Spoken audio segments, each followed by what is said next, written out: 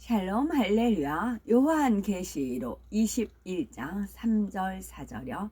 내가 들으니 보좌에서 큰 음성이 나서 이르되 보라, 하나님의 장막이 사람들과 함께 있음에 하나님이 그들과 함께 계시리니 그들은 하나님의 백성이 되고 하나님은 친히 그들과 함께 계셔서 모든 눈물을 그 눈에서 닦아 주시니 다시는 사망이 없고 애통하는 것이나 곡하는 것이나 아픈 것이 다시 있지 아니하리니 처음 것들이 다 지나갔음이러라. 아멘. 천국생활 18번째, 천국생활 3번째입니다. 천국의 문화생활 중에서 영화 관람과 여행, 교통수단 및 통신 방법에 대해서 살펴보겠습니다. 천국은 의식주를 위해서 땀 흘리며 수고해야 할 필요가 전혀 없는 곳입니다. 그렇지만 천국에 가면 영원한 세월 동안 무엇을 하며 지내게 될까? 무의도식하며 살아가면 무기력해지지는 않을까 하는 염려는 조금도 할 필요가 없습니다. 천국에는 영원히 산다 해도 행복하고 즐겁게 할 수 있는 일들과 이 땅의 어떤 것에 견주어 설명할 수 없는 매우 독특하고 흥미로운 일들이 너무나 많기 때문이지요.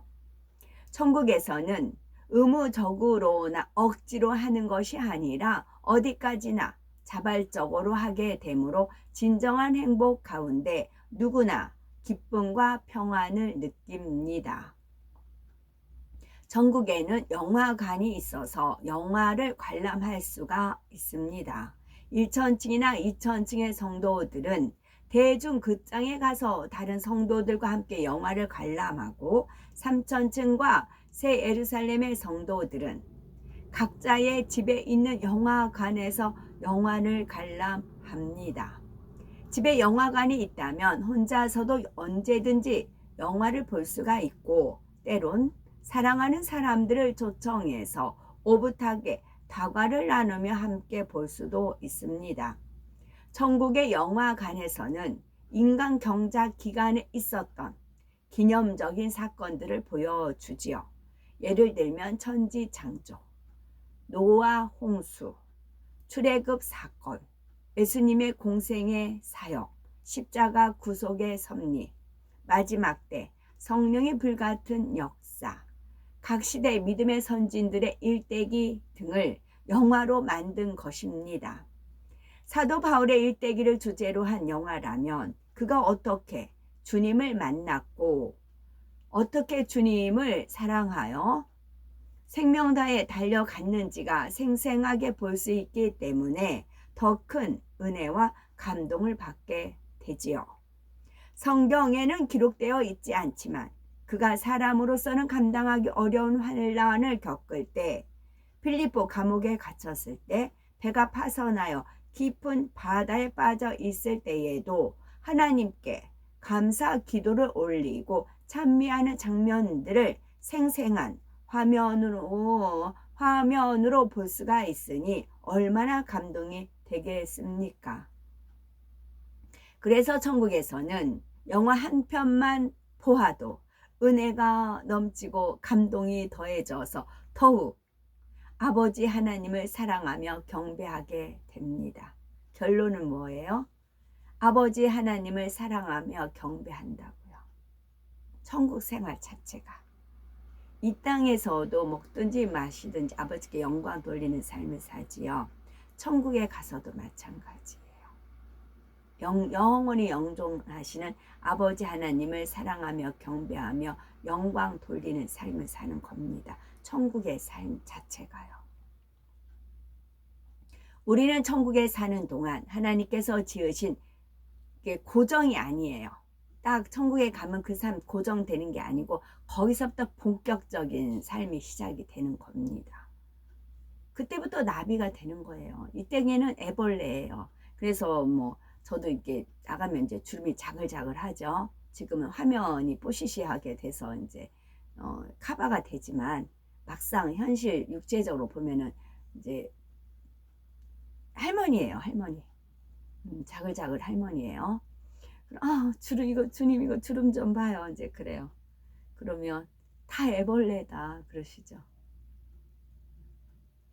다 40대나 50대나 60대나 70대나 이제 애벌레들 쭈글쭈글 하는 애벌레 주름이 뭐 한두 개 더 있느니 애벌레 자체가 그러잖아. 쭈글거리잖아요. 다 애벌레야. 이제 그러세요. 아, 그렇긴 해요. 이제 그러죠. 우리가 천국에 사는 동안 하나님께서 지으신 신비롭고 아름다운 천국의 곳곳을 여행할 수가 있습니다. 물론 낮은 처우의 성도들이 높은 처우의 천국을 여행하는 데는 죄악이 따르지만 낙원 전체를 둘러보는 데만도 오랜 시간이 필요하지요. 그러니 그 넓고 광활한 천국을 다 돌아보려면 얼마나 오랜 시간이 걸리겠습니까? 천국은 어디를 가든지 새롭고 색다른 아름다움이 있습니다. 이 땅에서는 아무리 좋은 경치를 본다 하여도 새로운 환경, 다른 기후와 수질 등에 적응해야 하고 여행할 때는 자동차나 기차, 비행기, 배 등을 장시간 타야 하기 때문에 아무래도 몸이 피곤하고 지치기 마련이지요. 그러나 천국에서는 온전한 영체를 입기 때문에 아무리 오래 여행을 해도 피곤하거나 지치지 않으며 영체의 마음은 변함이 없으므로 같은 여행지를 다시 간다 하여도 실증 나거나 지루하지가 않습니다. 또한 우리가 온전한 영체를 입으면 몸에 무게가 있는 듯 없는 듯 아주 가벼워서 장시간 걷는다 해도 팔에 물집이 생기거나 붙지 않으며 빠른 속도로 달려도 숨이 가쁘지 않으니 얼마든지 오래 달릴 수가 있습니다. 우리가 성령 충만하면 몸이 가뿐하잖아요. 뭐 날아갈 듯이 가뿐하잖아요. 그와 같은 거죠. 몸의 무게가.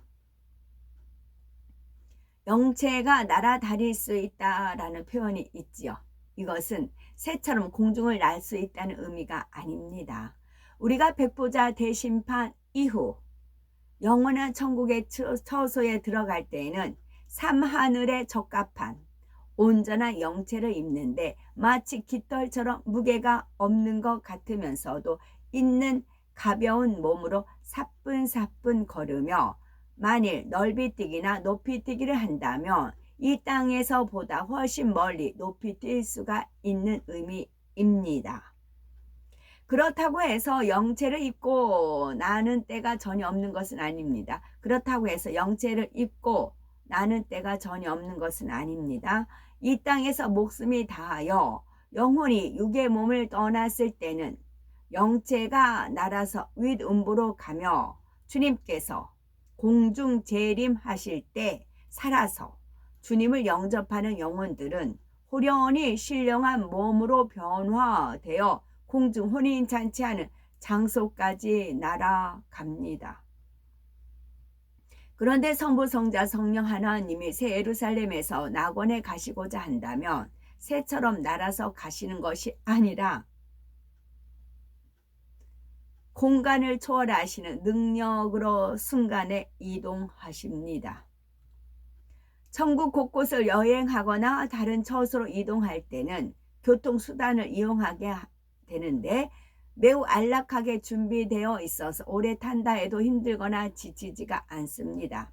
천국 열차와 같은 교통수단도 있고 천국 열차와 같은 대중교통수단도 있고 구름 자가용이나 황금 마차와 같은 개인용도 있습니다. 구름 자가용은 구름 모양인데 날개가 있어요. 날개가 슝 날아갔다가 이제 어느 정도 착지하면 날개 딱 접어요. 또 갈 때 날개 쫙 피고 그래서 구분이 돼요. 일반 구름과 구름 자가용은요.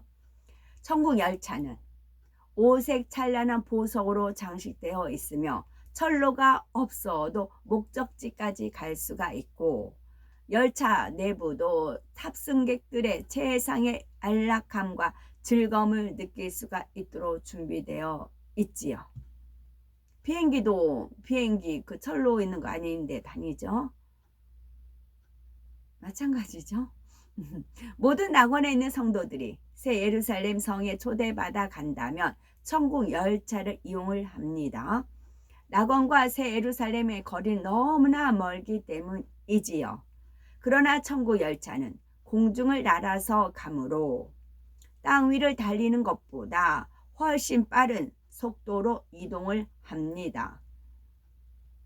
밝은 빛을 뚫고 공중을 나는 열차의 창 밖으로 아름답게 펼쳐진 천국의 풍경들을 구경하면서 천국 곳곳을 여행하게 되지요. 천국의 교통수단 중에는 새 예루살렘 성에 거하는 특별한 분이 천국을 순회할 때 사용하는 황금 마차도 있습니다. 이 황금 마차에는 하얀 날개가 달려 있고 마차 안쪽으로 버튼이 하나 있는데 버튼만 한 번 누르면 주인이 원하는 대로 달리기도 하고 날기도 하는 등 모든 것이 완전 자동으로 움직입니다.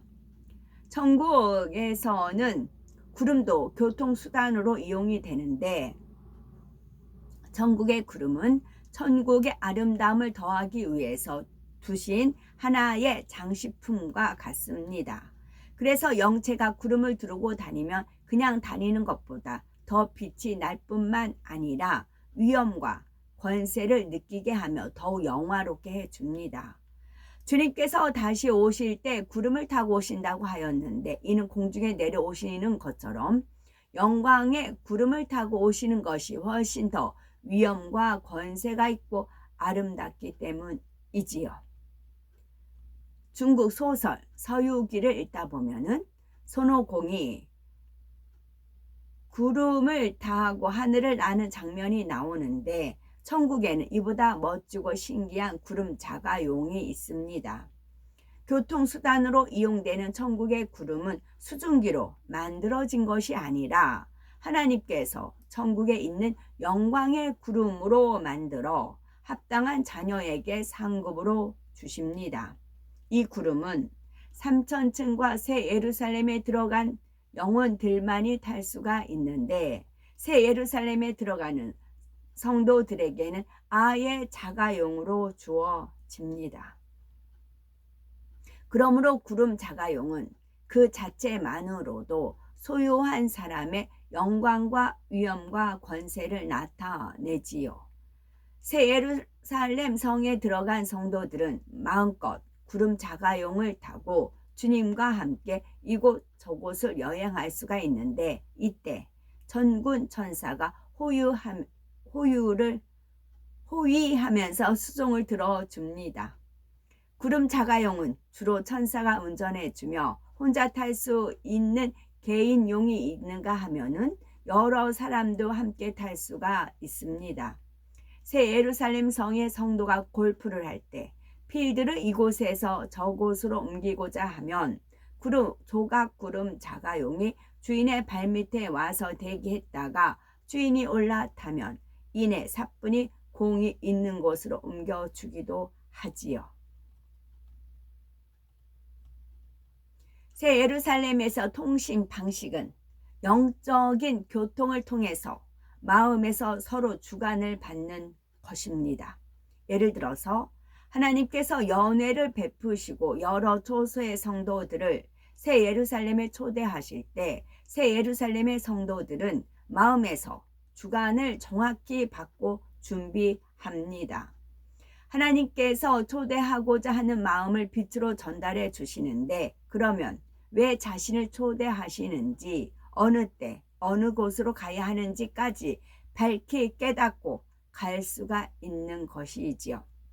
새 예루살렘에 들어간 성도들은 하나님의 마음을 온전히 닮았기 때문에 영적인 교통을 통해 하나님의 마음을 전달받아 자연스럽게 마음으로 깨달아 알게 되는 것입니다. 그런데 3,000층, 2,000층, 1,000층으로 갈수록 이러한 영적인 교통이 원활하지 않습니다. 천국은 이 땅에서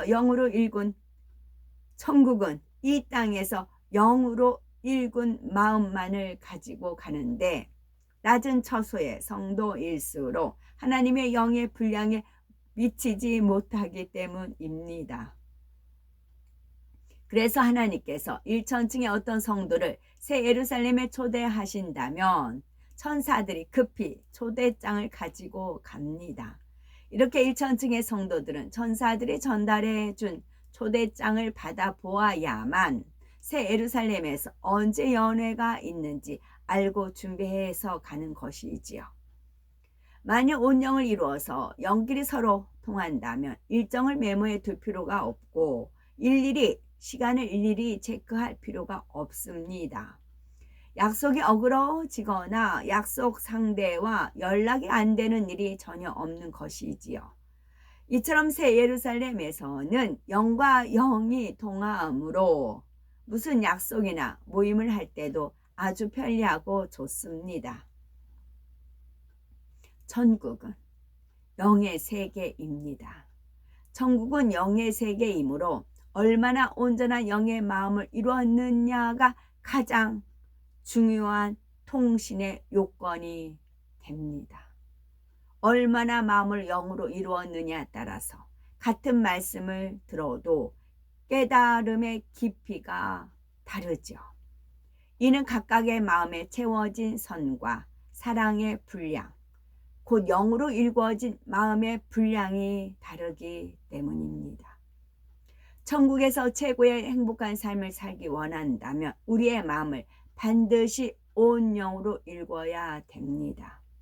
누가복음 17장 21절에 하나님의 나라는 너희 안에 있느니라 말씀하신 대로 이 땅에서 마음을 영으로 일군 만큼 실제로 천국에서 그에 합당한 처소에 가기 때문입니다. 그러므로 이 땅에 사는 동안 신속히 온 영을 이루어서 너무나 아름답고 영화로운 천국의 행복한 주인공들이 되시기 바랍니다. 이 땅에서 영으로 일군 만큼 가서 통한다 그 말씀이 있는데 나도 영으로 일구고 싶어요. 어떻게 하면 좋을까요? 마음의 할례라고요. 마음의 할례. 죄를 피 흘리기까지 싸워버리고 마음의 할례하는 만큼 믿음이 주어집니다. 그래서 천리길도 한 걸음, 시작이 반. 지금이라도 이미 늦었어. 포기하지 마시고 지금이라도 시작을 하시면 나중된 자가 먼저 될 자가 많다라고 하셨어요. 왜 그러냐면 먼저 됐지만 이 정도 됐다 해서 거기서 딱 멈춰버리면 이게 진전이 없고 더 이제 미끄러지거든요. 그러기 때문에 그래요. 그래서 나중된 자가 먼저 될 자가 많다 하셨죠. 하나님 말씀이기 때문에 지금이라도 나도 천국 생활에서 불편한 게 싫잖아요. 그럼 이 땅에서 일군 만큼 천국에서는 상급으로 또 보상으로 주어지는 삶인 것입니다. 아멘.